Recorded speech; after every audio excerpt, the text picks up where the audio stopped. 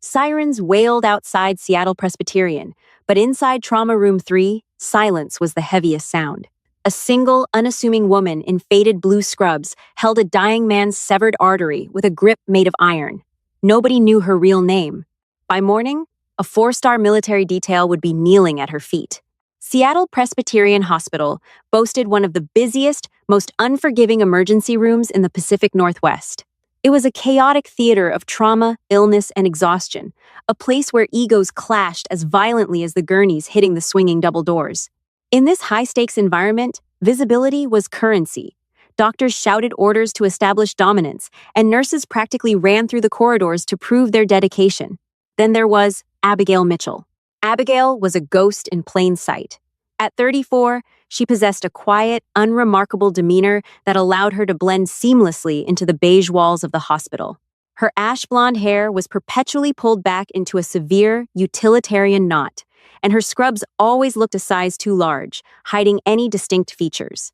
She wore a cheap, scuffed digital watch, drove a 10-year-old sedan, and never, under any circumstances, joined the staff for post-shift drinks at O'Malley's pub down the street.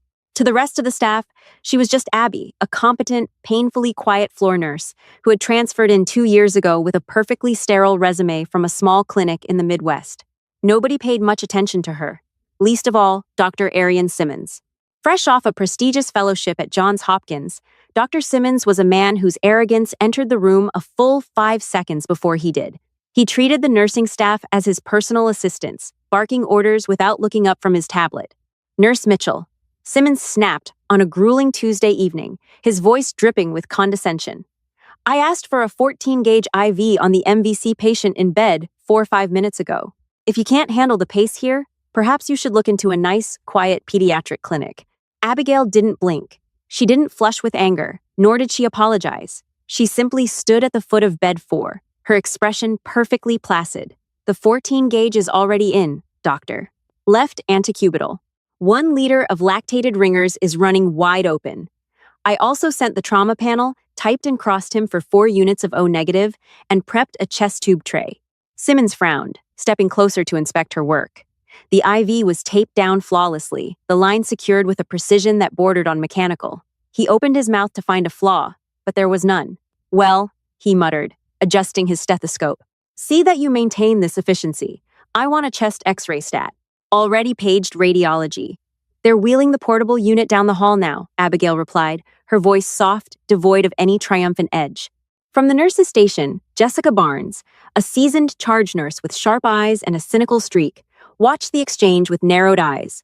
Jessica had been a nurse for 15 years, and she knew exactly how rare it was to anticipate a demanding physician's orders that perfectly. Later in the break room, Jessica cornered Abigail, who was quietly eating a bruised apple while staring blankly at the wall. "You know, Abby, you let him walk all over you," Jessica said, pouring herself a cup of stale coffee. "Simmons's an ass. You basically did his entire trauma assessment for him, and he didn't even say thank you. You should stand up for yourself." "The patient is stable," Abigail said evenly, not meeting Jessica's gaze. "That's all that matters. Ego doesn't save lives." "No, but it gets you a promotion," Jessica pressed, sitting across from her. "You've been here 2 years. You never talk about your past. You never complain. You never freeze. Last week, when that gunshot wound came in coding, everyone was screaming, and you were just silent. You handed Simmons the internal paddles before he even realized the patient was in VFib. Where did you learn to move like that?" For a fraction of a second, a shadow passed over Abigail's pale blue eyes. It was a cold, distant look that made the hair on Jessica's arms stand up, but just as quickly, it vanished, replaced by the dull, pleasant mask of Nurse Mitchell. "I read a lot of textbooks," Abigail said, standing up and tossing the core of her apple into the trash. "Break's over, Jess. Bed 6 needs a dressing change." As Abigail walked out, Jessica stared after her. "Textbooks?" she thought. "Right, and I learned how to drive by watching NASCAR." What Jessica didn't know, what no one at Seattle Presbyterian knew, was that Abigail Mitchell was a fabricated identity. Beneath the oversized scrubs and the quiet voice was a woman who had spent a decade operating in environments where a delayed breath meant death. Abigail didn't care about Arian Simmons's ego because she had stood knee-deep in mud and blood in the Corangle Valley, taking orders from men whose names were heavily redacted in government files. She didn't flinch at shouting doctors because she had performed open chest massages while mortar shells detonated 50 yards away. She was hiding. She had buried her past, seeking the mundane, chaotic safety of a civilian ER to drown out the ghosts of her former life. She wanted to be a nobody. But the universe has a funny way of stripping away disguises when the stakes are at their highest. And for Abigail, her meticulously constructed civilian life was about to be violently blown apart.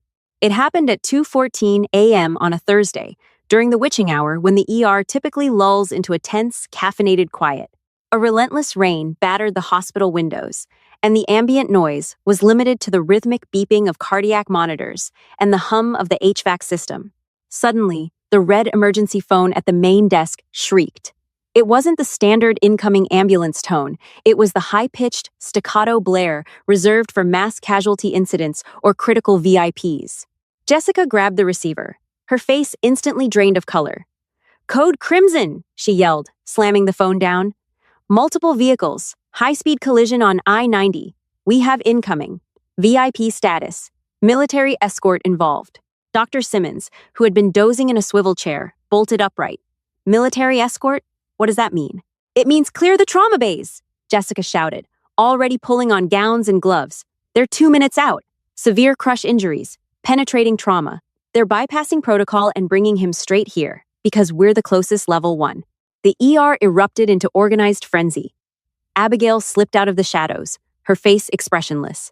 She pulled a heavy lead apron over her scrubs, donned a sterile gown, and began laying out surgical instruments with a speed that was almost impossible to track. Scalpels, retractors, bone saws, Kelly clamps, she arranged them, not like a standard ER nurse, but like a battlefield surgeon preparing for a bloodbath. The double doors didn't just open. They were violently thrown wide by 2 men in dark suits wielding automatic weapons, followed instantly by military police in tactical gear. "Clear the floor! Clear the damn floor!" a military captain roared, his uniform soaked in rain and blood. Behind them, paramedics were practically sprinting alongside a gurney. Upon the bloody stretcher lay an older man, his chest utterly crushed, his face barely recognizable through the crimson mask. The shredded remnants of a dark green uniform clung to his body. 4 gold stars, pinned to a scrap of his lapel, caught the harsh fluorescent lights. It was General Thorin Hargrove, commander of the Joint Special Operations Command. Patient is 62, massive blunt force trauma to the chest, penetrating shrapnel wound to the right quadrant. Heart rate is 140, BP is tanking 60 over palp. The paramedic yelled over the chaos. "He's drowning in his own blood. We couldn't get an airway in the rig. He's closing up." Simmons stepped up to the gurney, but the sheer weight of the room, the heavily armed men, the frantic screaming, the blinding presence of a 4-star general, bleeding out on his table, paralyzed him. He stared at the crushed chest, his hands trembling. "Doctor!" the military captain screamed, grabbing Simmons by the shoulder. "Fix him! If he dies, I will hold you personally responsible. Do something!" Simmons fumbled with the laryngoscope, trying to pry the general's jaw open, but the airway was a swollen, bloody mess. I can't see the cords," Simmons stammered, sweat pouring down his forehead. "There's too much blood." "Suction. Give me suction." "He's bradycardic, heart rate dropping to 40, Jessica yelled, staring at the monitor in sheer panic. "Simmons, he's coding." "I don't have an airway," Simmons shrieked, his pristine Johns Hopkins confidence shattering into pieces. "Get the chief of surgery down here. I need a surgical airway. I can't do this." "The chief is 10 minutes away," Jessica screamed back. The general's monitor began a long, terrifying, continuous wail. "Flatline." "He's gone," Simmons whispered, dropping the laryngoscope. He stepped back, raising his hands in defeat. "He's gone." "I can't." "Step away from the table, doctor." The voice cut through the screaming, the alarms, and the chaos like a whip crack. It wasn't loud, but it possessed a terrifying, absolute authority. Simmons blinked, looking to his left. Abigail Mitchell had stepped up to the head of the bed. Her head was tilted slightly, her pale eyes locked onto the general's ruined chest. The timid, quiet nurse was gone. The woman standing there radiated an aura of lethal competence. "Nurse Mitchell, step back." "You can't," Simmons started. Abigail didn't even look at him. She shoved Simmons backward with such force that the doctor stumbled and crashed into a crash cart.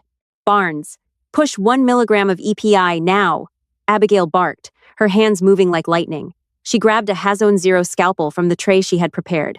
"Someone get these soldiers out of my light." The military captain lunged forward, furious. "Hey, who the hell do you think you are? You're a nurse. Get away from the general." Without looking up, Abigail dug the scalpel into the general's neck. "Captain," she snapped, her voice dropping an octave, carrying a rigid, undeniable command structure. "Unless you want Viper 1 to bleed out in a civilian ER because your motorcade couldn't hold a perimeter, you will shut your mouth, step back, and let me establish a cricothyroidotomy." The captain froze. The color drained from his face. Viper 1. That was General Hargrove's classified call sign. A civilian nurse could not possibly know that. With two precise, brutal cuts, Abigail opened the general's airway. She didn't wait for a tube. She shoved her finger into the bloody hole to hold the trachea open, snatched a size 6 endotracheal tube with her other hand, and slid it in flawlessly. "Bag him," she ordered Jessica, who was staring at Abigail with her mouth wide open. "Jess, bag him now!" Jessica snapped out of her shock and attached the ambu bag, squeezing air into the general's lungs. The monitor gave a sluggish, weak beep. The flat line was broken, but he was still dying. "Airway is secure, but he's still hypotensive. His chest is a box of blood," Abigail muttered, her eyes scanning the bruised, distended abdomen and the crushed ribs. She placed 2 fingers on the right side of his chest. "Tension pneumo. Massive hemothorax." "We need to wait for surgery," Simmons yelled from the floor, terrified of the liability, terrified of the blood, and entirely terrified of Abigail. "You've already assaulted a physician, Mitchell. You're operating out of your scope. You'll go to prison." Abigail ignored him completely.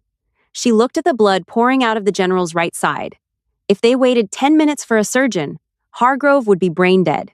"He doesn't have 10 minutes. He doesn't have 2, Abigail said coldly. She looked up, making direct eye contact with the military captain. "Captain, do I have authorization to crack the chest?" The captain looked at the terrified civilian doctor on the floor, then at the fearless woman covered in blood holding a scalpel. He didn't know who she was, but he recognized a warrior when he saw one. "Do it," the captain whispered. "Scalpel," Abigail said, grabbing it herself. To the absolute horror of Dr. Simmons and the awe of the nursing staff, Abigail Mitchell, the quiet floor nurse who drove a beat-up sedan and never spoke above a whisper, positioned the blade over General Hargrove's ribs. With a swift, powerful, and sickeningly practiced motion, she sliced horizontally across his chest, beginning a clamshell thoracotomy right there in Trauma Room 3. Ribs cracked beneath the fluorescent lights with a violent, echoing snap that made the heavily armed soldiers in the room wince. Abigail Mitchell moved with a terrifying, mechanical grace. She did not hesitate, she did not shake, and she did not ask for permission. She was a woman possessed by muscle memory, forged in the darkest, most unforgiving corners of the globe. "Fino quieto!" Abigail barked, extending her blood-slicked hand toward the surgical tray. Jessica Barnes, pale and trembling, fumbled with the heavy steel rib spreader. She practically dropped it into Abigail's waiting palm. "Simmons, get off the floor and manage the massive transfusion protocol," Abigail ordered, her voice slicing through the doctor's shock. "I need 4 units of O-negative on the rapid infuser right now, and I want a trauma cooler waiting. Move!" Dr. Arian Simmons scrambled to his feet, his pristine lab coat stained with the general's blood. His ego had been entirely vaporized by the sheer, overwhelming reality of the open chest cavity before him.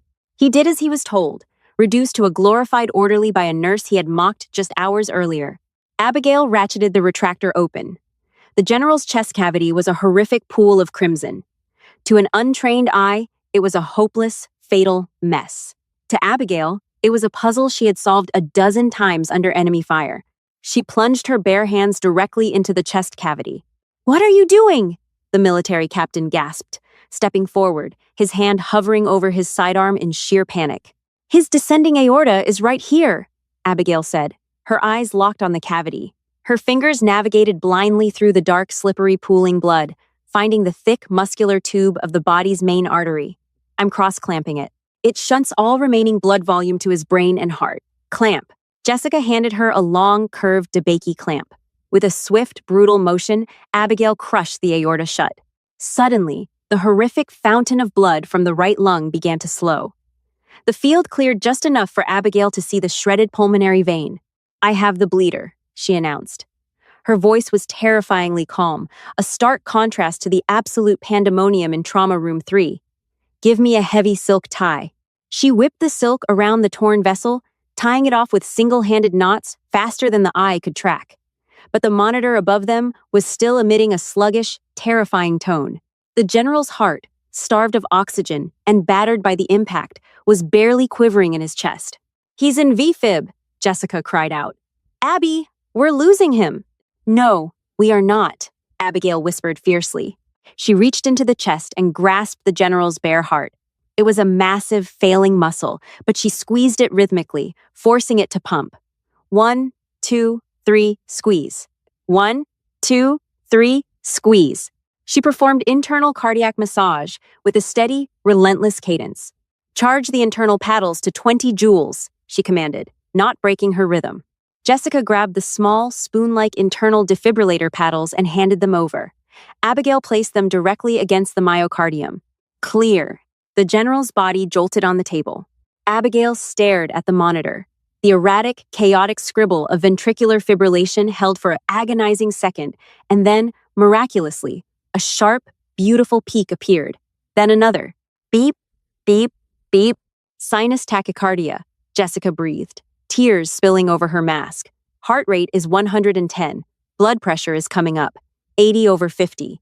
He has a pulse. The heavy double doors of the trauma bay blew open, and Dr. Richard Alastair, the hospital's chief of surgery, practically fell into the room. He was panting, half-dressed in scrubs, expecting to find a corpse. Instead, he found his lowest-ranking floor nurse holding a clamped aorta in a perfectly established surgical field, while a 4-star general's heart beat steadily in the open air. What in God's name is going on here? Dr. Alastair stammered, staring at the scene in absolute bewilderment. Instantly, the lethal, commanding aura surrounding Abigail vanished. She blinked, her shoulders slumping, and she took a slow step back from the table. She held up her blood-soaked hands in a gesture of surrender. "Patient suffered massive blunt force trauma, Dr. Alastair," Abigail said, her voice returning to the quiet, timid pitch of Nurse Mitchell. "He lost his airway. Tension pneumothorax devolved into cardiac arrest. I had to open his chest to establish hemostasis and perform internal massage. The descending aorta is cross-clamped. He is stable for transport to the OR." Dr. Alastair looked from Abigail to Simmons, who was standing by the blood infuser, looking like a ghost. Alastair scrubbed in quickly, stepping up to the table. He looked down at the surgical work.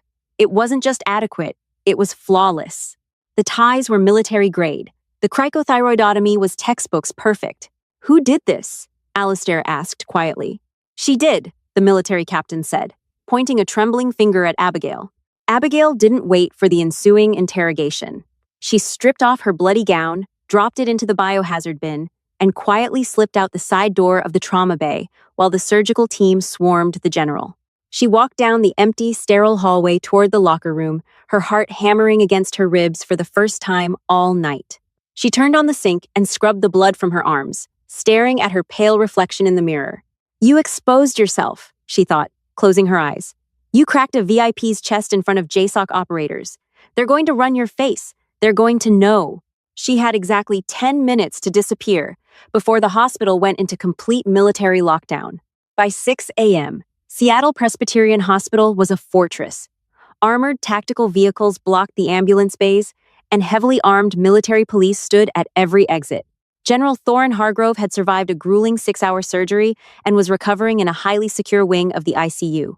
Down in the main lobby, Dr. Arian Simmons was frantically pacing. The initial shock had worn off, replaced by a desperate, calculating need to protect his career. Assaulting a physician, practicing medicine without a license, performing rogue surgery, Nurse Mitchell was going to federal prison, and Simmons was determined to ensure none of the fallout hit him. "I was trying to establish the airway," Simmons was explaining to a group of hospital administrators who had been pulled from their beds. "The nurse simply lost her mind. It was a manic episode. She shoved me aside and started cutting. Yes, the general survived, but it was sheer, dumb luck. I demand she be terminated and arrested immediately. Is that your official assessment, doctor?" The deep, gravelly voice echoed through the lobby. Simmons turned to see a formidable man in an immaculately pressed army dress uniform, striding through the front doors, flanked by a security detail. 3 silver stars gleamed on his shoulders. It was Lieutenant General David Caldwell, the Deputy Commander of Special Operations Command. Simmons straightened his tie, puffing out his chest.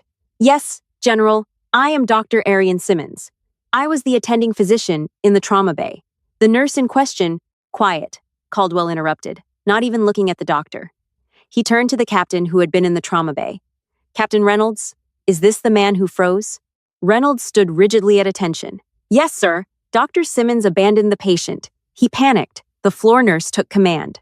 Simmons's face turned violently red. That is a lie, I demand. I told you to be quiet, Caldwell snapped, his voice dropping the temperature in the room by 10 degrees. He looked at the hospital administrators. Where is the woman who operated on Viper 1? We detained her in the break room, General, Jessica Barnes said quietly, stepping out from behind the administrators. She looked terrified, but resolute. But you need to know, she saved his life. If she hadn't acted, he would be dead. Bring her out, Caldwell ordered. 2 military police officers escorted Abigail Mitchell out of the corridors. She had changed into her street clothes, a faded gray hoodie, and worn jeans. Her ash blonde hair was still pulled back, her face devoid of makeup or expression. She looked entirely unremarkable, perfectly ordinary. Simmons sneered. There she is, the rogue nurse. General Caldwell stepped forward. He held a secure military tablet in his hand. He looked down at the screen, which displayed a frozen frame from the trauma bay's security cameras, then looked up at Abigail's face. The lobby fell into a heavy, suffocating silence. The soldiers tightened their grips on their rifles, expecting an order to arrest the civilian. Instead, Caldwell let out a long, heavy exhale. The hardened lines of his face softened into something resembling profound relief. They told me the shrapnel in his chest was from a specialized, non-standard IED, Caldwell said, his voice carrying clearly across the silent lobby. The kind used by the Zarqawi Syndicate. The motorcade wasn't an accident. It was a hit. The general was hunting a mole within our own command, and they tried to silence him. Simmons frowned, completely lost. General, what does this have to do with this nurse's criminal negligence? Caldwell ignored him completely. He took another step toward Abigail. The tactical medics couldn't secure the airway. The civilian trauma doctor panicked. General Hargrove was dead on that table, Caldwell continued, his eyes locked onto Abigail's pale blue eyes. And then, a ghost stepped up. A ghost who knew Viper 1's call sign. A ghost who knew how to cross-clamp an aorta with her bare hands under extreme psychological duress. Abigail stood perfectly still, her hands shoved deep into the pockets of her hoodie. She didn't say a word. 3 years ago, a Black Ops medical convoy was ambushed in the Korangal Valley, Caldwell said, his voice rising, echoing against the tile walls. The lead surgeon stayed behind, laying down suppressing fire, so her wounded medics could be medevaxed out. The outpost was hit by a mortar. They never found her body. JSOC held a closed-door memorial. We carved her name into a wall in Virginia. Jessica gasped, her hands flying to her mouth as she stared at Abigail. Simmons swallowed hard, the arrogant color draining entirely from his face as the realization of what Caldwell was saying finally began to penetrate his thick skull. It turns out, Caldwell said, a faint, proud smile touching the corners of his mouth, she didn't die. She realized the ambush was an inside job, orchestrated by the same mole Hargrove was hunting today. She knew if she came back, they would finish the job. So, she vanished. She buried herself in a busy civilian ER, waiting for the right moment. Caldwell stopped directly in front of the quiet, unassuming woman in the gray hoodie. He didn't pull out handcuffs. He didn't order his men to detain her. Instead, Lieutenant General David Caldwell, a man who commanded the most lethal military force on the planet, snapped his heels together. The sound echoed like a gunshot in the silent hospital lobby. He raised his hand in a slow, crisp, deeply reverent salute. "It is an honor to finally meet you in person," Caldwell said, his voice thick with emotion. "Major Valerie Thompson, United States Army Special Operations Command. Welcome back from the dead, Major." The military police officers in the room, realizing exactly who was standing in front of them, instantly snapped to attention, their salutes matching their generals. Even Captain Reynolds, who had screamed at her in the trauma bay, stood rigidly, staring at her in absolute awe. Dr. Arian Simmons looked like he was going to vomit. He stumbled backward, realizing he had just threatened to arrest a heavily decorated, presumed dead Delta Force trauma surgeon, who had likely killed more terrorists before breakfast than he had saved patients in his entire career. Abigail Valerie stood in silence for a long moment. The mask of the quiet, timid nurse finally cracked, falling away to reveal the hardened, brilliant commander beneath. She pulled her hands from her pockets, her spine straightening, transforming her posture until she stood eye to eye with the three-star general. Slowly, she raised her hand and returned the salute. "Thank you, General," Valerie said, her voice completely devoid of its former timidity. It was sharp, clear, and commanding. "Now, if you don't mind, I have a patient in the ICU to check on, and a mole to help you hunt." She walked past Dr. Simmons without giving him a single glance, the soldiers instantly parting to clear a path for her. And as she walked back into the hospital, the quiet floor nurse was gone forever, leaving behind a legend the ER would whisper about for the rest of their lives. Did this intense medical thriller keep you on the edge of your seat? The courage to step out of the shadows and save a life when it matters most is what makes true heroes unforgettable. If Major Valerie Thompson's incredible story left you breathless, don't keep it to yourself. Hit that like button, share this video with your friends to spread the inspiration, and make sure to subscribe to our channel for more jaw-dropping, real-life drama stories. Hi, my name is Tran Tan, the owner and manager of Noble Tales. After watching the video, no one questioned the quiet nurse until a general saluted her in front of the ER. I'd really like to know what you think. How did this story make you feel?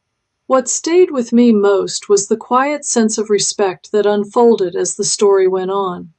It reminded me that the people who speak the least often have experiences we could never guess, and everyone deserves to be treated with kindness before they're judged.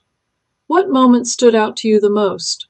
Did this story make you think differently about the people you meet every day? Maybe we can all take a little more time to listen and appreciate the stories others carry.